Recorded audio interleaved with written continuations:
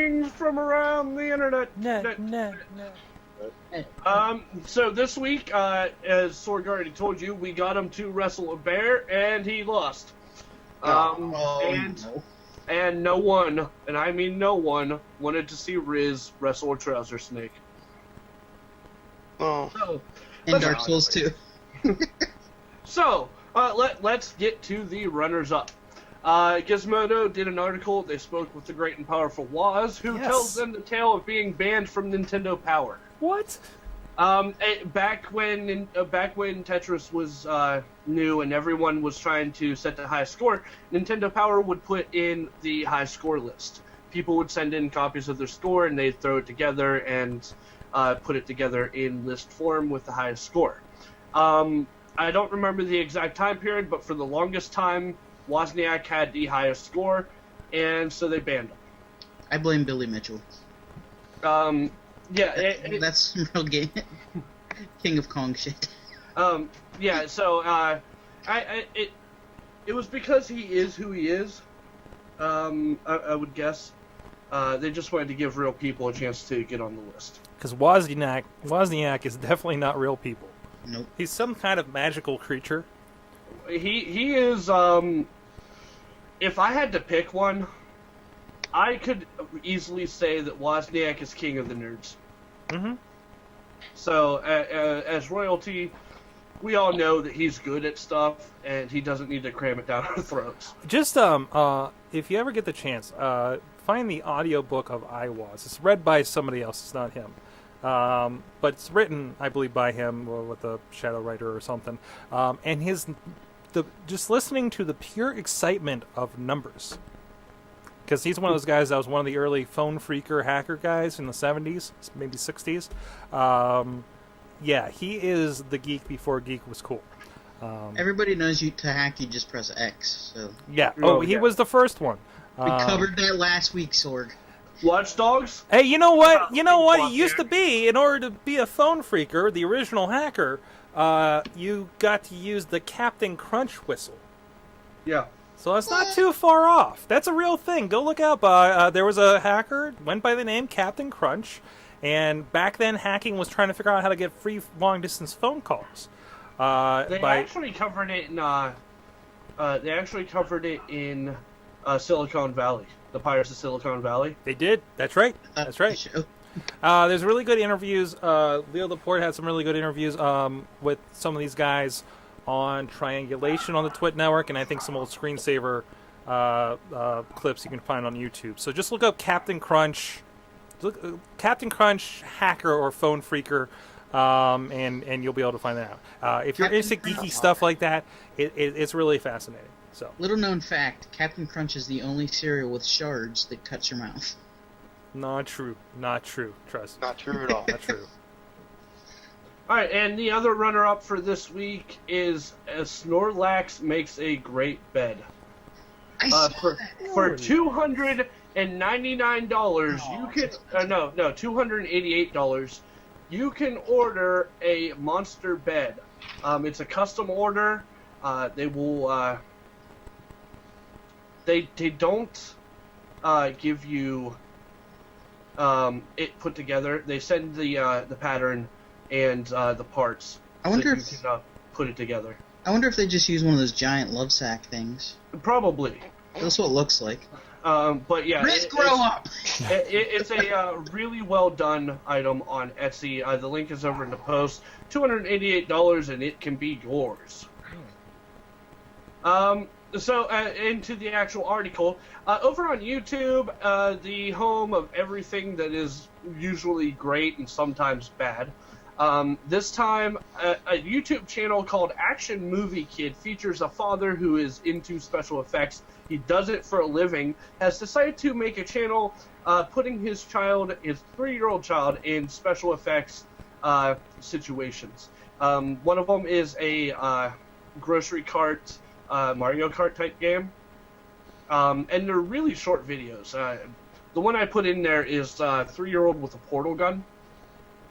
38 seconds long, and it shows what would probably happen if a kid discovered a portal gun. I love the, can somebody help? I'm too busy filming this. Yes. Yeah. And so I mean, it's really well done stuff.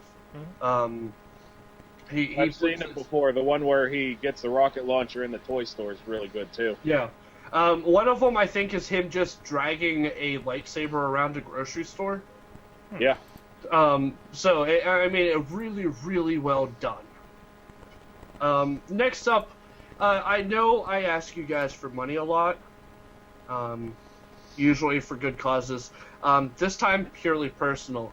But do any of you, and this includes the people in the chat room, have $500,000 I can borrow? No. Okay. I blew mine also on cigars, so. Yeah, I didn't think. I'm saving up for, like, some stuff. The reason... I'm buying 230 beds made to look like Snorlax. No, you know what? $500,000 wouldn't do it right now. Over at GameGavel.com, it's a place where you can sell video games and video game themed things. The world's largest video game collection is up for auction for the next 5 days, 1 hour, and 59 minutes. This has over 11,000 games. Is verified by the Guinness Book of World Records at 10,607 games. And that was 4 years ago. Or no, 2 years ago. I'm sorry.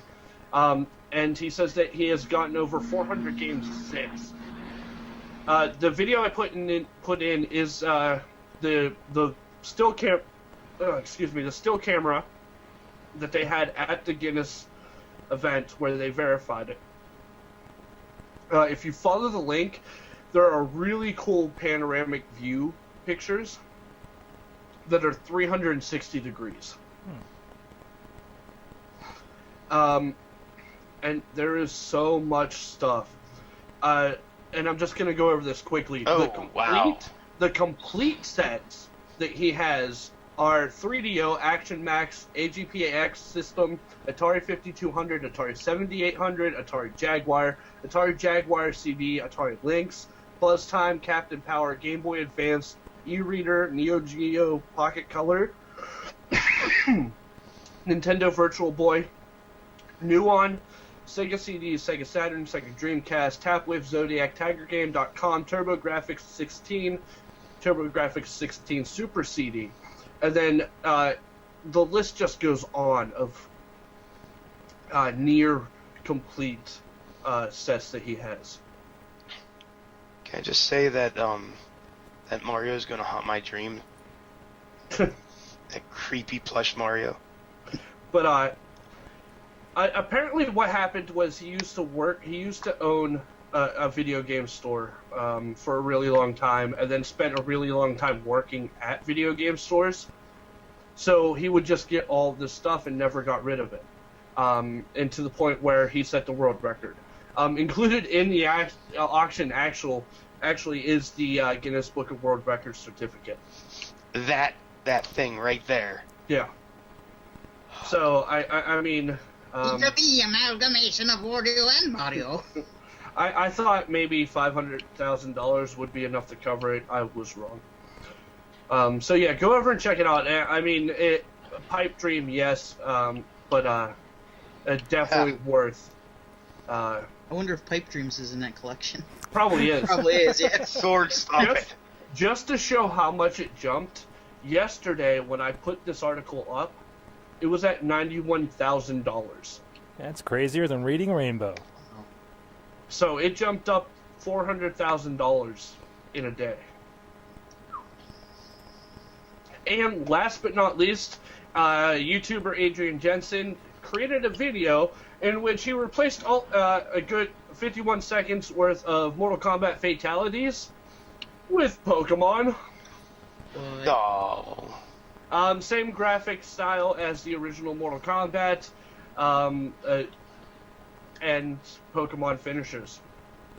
Most adorable fatalities ever. Yes.